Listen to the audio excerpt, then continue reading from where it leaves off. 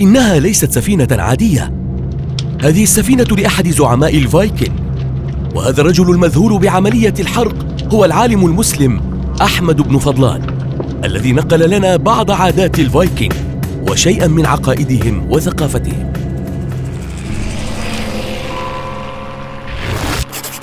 تاريخ دون. السلام عليكم ورحمة الله وبركاته. حديثنا اليوم سيكون عن عالم مسلم أنجز توثيقا بالغ الأهمية لحياة الفايكنج قبل أكثر من 1000 سنة، وما زالت وثيقته المرجع المكتوب الوحيد المسجل من خلال مدونة شاهد عيان يصف حياتهم وعاداتهم في ذلك الزمان.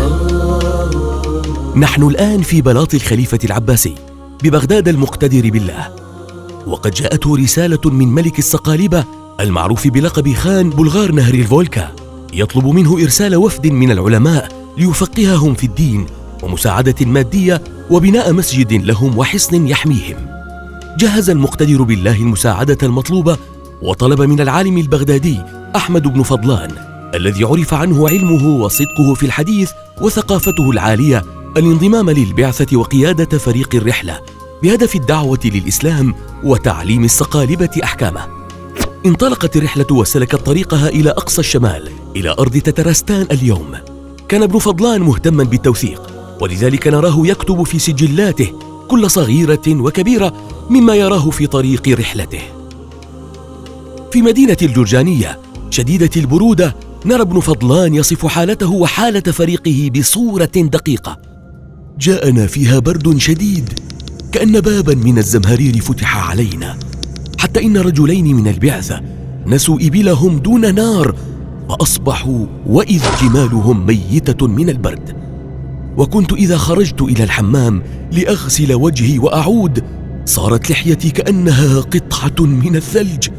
وقد أكملنا الطريق إلى وجهتنا، فكان كل رجل منا يلبس 5 طبقات من الملابس لا تبدو منه إلا عيناه. ولقد لقينا من البرد الشديد وتواصل الثلوج الذي كان برد الجرجانية أمامه مثل أيام الصيف. صدقوني، هذا الوصف أوضح من لو رأيناه مصورا في فيديو على اليوتيوب. لقد جعلني أشعر بالبرد حقا.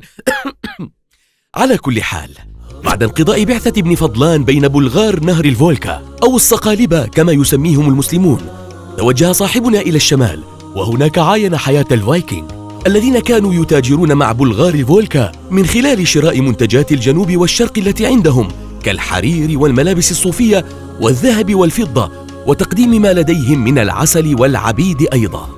يرى ابن فضلان الفايكنج للمرة الأولى ويذكر لنا تفاصيل عجيبة عنهم، فيصف أجسامهم بالقول: لم أرى أتم أبدانا منهم، كأنهم النخل، شقر حمر، مع كل واحد منهم فأس وسيف وسكين لا يفارقونه، وأجسامهم موشومة من أظفارهم إلى رقبتهم، وكل امرأة منهم عليها قلادة إما من حديد أو فضة أو ذهب على قدر مال زوجها، وهم أقذر خلق الله، لا يستنجون من غائط ولا بول، ولا يغتسلون من جنابة، ولا يغسلون أيديهم من الطعام، ولا بد لهم في كل يوم غسل وجوههم ورؤوسهم بأقذر ماء يكون وأطفسه، ذلك أن الجارية توافي كل يوم بالغداة قصعة كبيرة فيها ماء فتدفعه إلى مولاها فيغسل فيها يديه ووجهه ويسرح شعره ثم يتمخط ويبصق فيها، فإذا انتهى حملت الجارية القصعة إلى الذي يليه ففعل مثل فعل صاحبه، ولا تزال ترفعها من واحد إلى واحد حتى تديرها على جميع من في البيت، بل هم كالحمير الضالة. لكن مهلا قبل أن نتعجل، فلد ابن فضلان مسوغ في إطلاق هذا الوصف، فهم كما قال: يبنون بيوتا كبارا من الخشب، ويجتمع في البيت الواحد 10 و20، ومعهم الجواري، فينكح الواحد جاريته ورفيقه ينظر إليه. بالنسبة لعالم مسلم، يعد الالتزام بتعاليم الإسلام من العبادات، والابتعاد عن المحرمات والنظافة جزءا من البديهيات عنده، فإن رؤيته هذه المشاهد يعد أمرا شديد الغرابة. على أي حال، لنعد إلى سرده ولنقف قليلا عند معتقداتهم الدينية. ومن معتقداتهم أن يخرج كل واحد منهم محملا بالهدايا حتى يصل إلى خشبة لها وجه يشبه وجه الإنسان، فيسجد الواحد منهم للصورة الكبيرة ثم يطلب منها رزقا وتاجرا يشتري منه بضاعته، فإن لم يبع فإنه يستمر بوضع الهدايا كل يوم ويطلب أن تسهل عليه بيعه، ويعمد إلى البقر والغنم فيقتلها ويعلق رؤوسها على خشب منصوب على الأرض، فإذا كان الليل جاءت الكلاب وأكلت جميع ذلك، فيأتي في الصباح ويقول: قد رضي عني ربي وأكل هديتي. يسلط ابن فضلان الضوء على بعض العادات الاجتماعية فيقول: وأكثرهم مستهترون بالنبيذ يشربونه ليلا ونهارا، وربما مات الواحد منهم والقدح في يده، وإذا أصابوا سارقا أو لصا جاءوا به إلى شجرة غليظة وشدوا في عنقه حبلا وعلقوه حتى يتقطع بالرياح والأمطار. يا إلهي، حكم السرقة الإعدام! قد نتفهم ميول الفايكنج العنيفة هذه نظرا لانعزال الفايكنج عن العالم واعتمادهم في حياتهم على غزو الممالك الأخرى، ومن هنا لا بد من عقوبات رادعة تضمن للمجتمع التماسك والاندفاع نحو الحرب. لعل أشد المشاهد قسوة وتأثيرا في ابن فضلان هو مشهد حرق الموتى الذي حضره.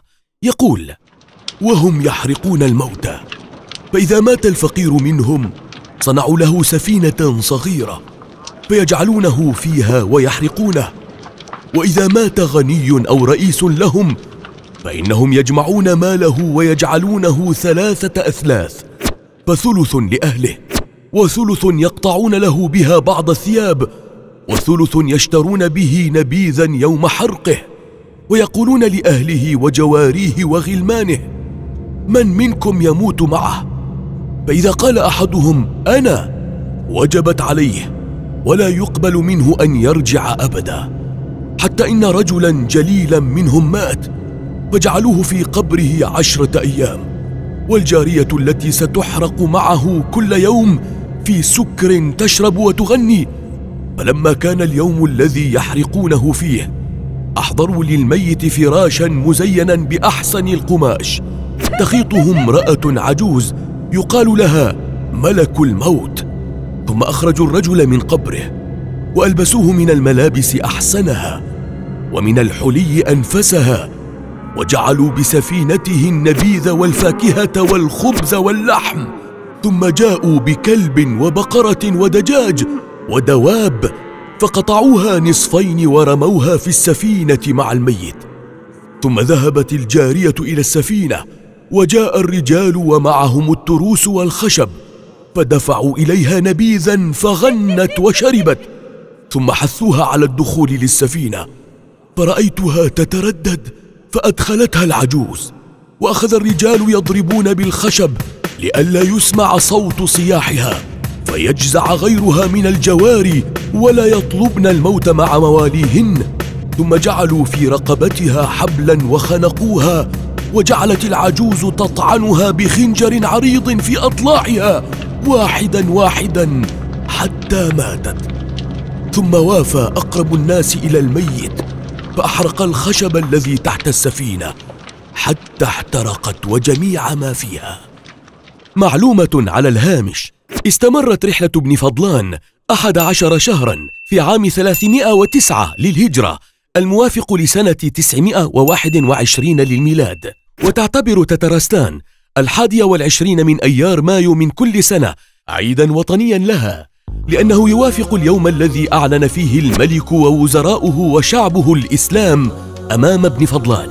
لقد كانت هذه الرحلة والمشاهد التي دونها الوثيقة الوحيدة التي تذكر أوصاف الفايكنج وطباعهم وعقائدهم، نظرا لكون الفايكنج بعيدين عن التدوين وأصحاب تاريخ شفوي تتناقله الأجيال دون كتابة. كتب التاريخ اليوم مدينة لابن فضلان ورحلته وقلمه. والسلام ختام. السلام عليكم ورحمة الله وبركاته.